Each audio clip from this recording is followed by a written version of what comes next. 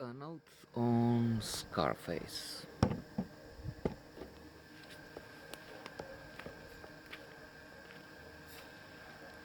I have looked recently at Scarface, the 1930s version, and it looks more interesting.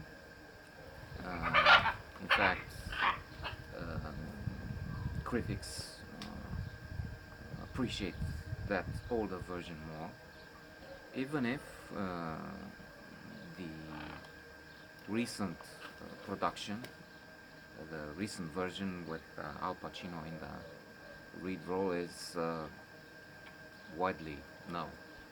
In fact, I was thinking that it's so well known that even local gangsters, crooks know about it. I've seen a piece on the news or somewhere wherein they were talking about this local small time mafioso, not well, small time, not in the sense that he's a pickpocket and he just has to make ends meet, and or he's making a few thousand a month, or I don't know. It's a guy who built a mansion modeled on the famous Scarface place, where there's the big shootout and the balcony and everything else. So the man made many millions of dollars, uh, a few tens, I'm thinking. He was included on the list of richest people, but then he went to prison because this is something we learn from positive psychology.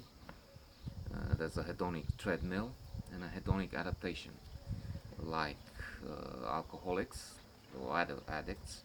Um, One who is into money needs more, like the alcoholic needs more to drink more in order to maintain the same level of dizziness or drunkenness.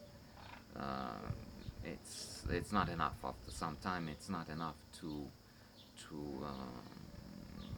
have just one big, well, a couple, 4 beers. They have to be more.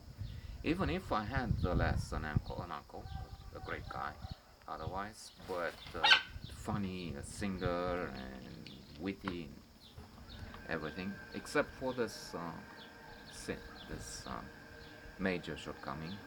He became an alcoholic, and I knew from him that it took 2 drinks after one stage on. I mean, when he was in his late stage, he died consequently. Um, it, he had this, I don't know, inebriated state wherein a beer or so could just make him really uh, drunk. Returning to Scarface, the story is well known. It's a story of a gangster who rises up uh, in the hierarchy until he becomes Il Capo, the godfather himself of a group of good fellas, or a mafia network.